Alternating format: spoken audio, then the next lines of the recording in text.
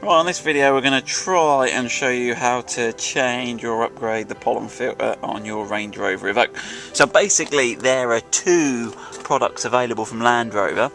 This one here you can see has got the black colour, and that's the carbon impregnation in the filter which absorbs odours and smells and is the higher specification. This one here, the white one, is just basically a pollen filter. Now on our Evoque we've got the dynamic top of the range one, and it still only comes with this basic filter, so we're going to upgrade ours to this one. And I think it's good if you've got pets in the car, or if you're a smoker. It cuts the odour in the car down, and it still filters for the pollen, so it's worth doing. Now it's not the easiest of things to do, but it's not that complicated. It's just fiddly, and it's also tricky to video. So basically here we are on the passenger side of our Evoque, and basically, right, the tools you'll need a torch here, and a cable tie I think is going to come in handy. So as we go under here and we get the light in the right position, that's going to be tricky to video and do, but basically it's sort of in behind here where we need to go. So the first thing we need to do is there's this little sort of felty, carpety bit up here that's held in with three of these clips. So there's these square clips here. Now basically what you've got to do is press them together. So what I'll do is I'll just get that out. So basically, if I show you this clip here, so the best thing to do is look at it on the side, and basically you can see as you press it together, the two halves, it releases it. So you've got to pull three of these out. So they're underneath here. So there's one in the middle here. Okay, so we're working under the sort of glove box area. That's the second one pulled out. And then if I just move the light so that you can hopefully see, this one's sort of against the door pillar. There's another one of these little clips. Sorry if you can't see what I'm doing here.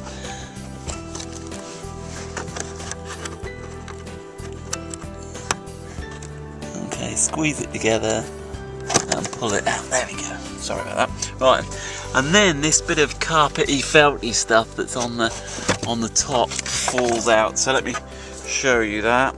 That's what we've got there. Okay, so we've got the three clips on the top bit out. So now when we look in, you can now see there's this plastic panel here, which is right at the back of your footwell. Hopefully you can work that out. Now this just pulls out. There's a little hole here, and you can pull this forwards. Okay, at the top. Okay, it just pulls down. Okay, so you can see it clips on here, and that exposes there's a little auxiliary fuse box under there. Now what we're looking for is this magic door. So let me show you the magic door panel. So what we're trying to find is a panel that looks like it's actually this way around on the car. So that's what we're trying to find under there. So that's what you'll see. So as we go underneath the car, okay, you've got this white bracket here, and it's behind. So if I move the light, you can see behind there, you can see that panel. Okay, so basically what we've got to do is to remove that panel. Again, we try and get the light in the best angle, right about there. Yeah. Okay, what we've got to do is there's these clips on the far side that we've got to pull towards us. There's three of them. 2, 3, and then the door opens, and then when it opens a bit, it comes out. So it's these clips here. They're quite big clips, you'll see, and as you pull them, as you're looking at the video there, pull them down from the top of the screen towards the bottom of the screen. That will release the clips, and then you can remove that door. And then you can see in there, there's our filter, sorry. And what I'm going to do next is these cables that come down at the top here get in the way when you're trying to remove it. So I'm just going to cable tie those up. There's a little grill at the top. I'll just cable tie those up, and then I'll come back just to get them out of the way. Okay, we're back with you now. So what we've done, if I can show you under here, if we get the light right, is there's a white cable tie up there, and what I've done is I've cable tied the couple of bits of loom that were in the way of the pollen filter there, sliding out towards us so that we've got clear access in and out. And it'll take you 5 minutes to do, but it's worth doing. Now one thing you'll know, I don't know if you can see on the screen there, but there's a flow direction arrow at the top of the pollen filter, and it's pointing to the right on your screen, so the airflow goes from the front where the air intake is, and then it flows in through the filter into the car. So when you replace it with the new one, make sure you get it the right way. So what you do now is there is actually a little flap on the front of the filter that you can grab, and then you can just slide. Now we got the cables out the way. Slide the filter towards us, and you've got to make it do a little bit of a divert round the plastic there, the white metal on the fuse box. But if you pull that gently, you should be able to extract the pollen filter. So you can see the one I'm taking out of my Prestige here is, there we go, let me just get that last bit of it. It's got caught around something. That's it. Okay, so yeah, we've had this one in and out a couple of times practicing, so you can see it's got a little bit mangled, but I wouldn't worry too much. Okay, right, we're now ready to put it in. One thing you'll notice here is there's a little plastic tab, okay, on the new one and the old one. Now it seems that Land Rover, if we look at these two here, and we've got them the same way, so we've got the airflow, sorry about this, let me get organised here.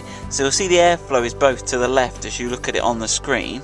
Okay, now what we've got on one of the filters, okay, the tab is at the top left, and on the other you've got the tab at the bottom right. So it seems they've tried to make it to stop in the factory them putting the wrong one in the wrong thing. Now quite simply all you can do is just break those plastic tabs off. They just snap off, and then you won't have a problem. So if you've got a problem fitting it, you see that tab there?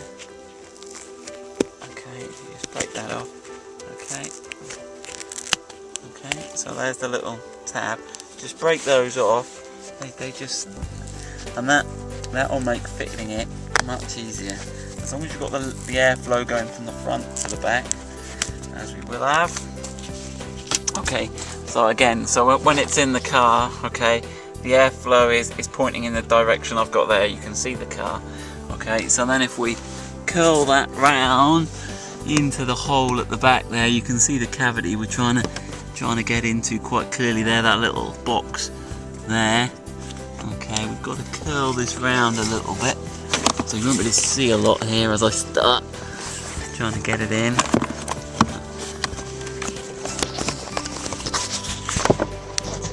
Tricky one to video this, but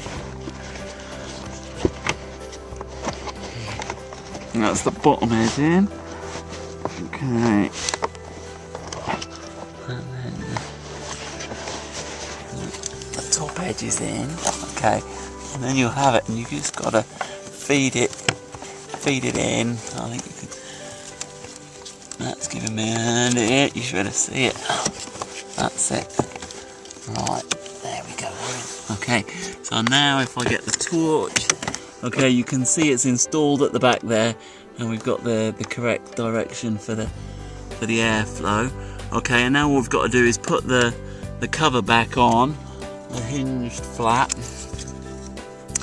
Okay, so we just hook the little hooks over the left hand side. Get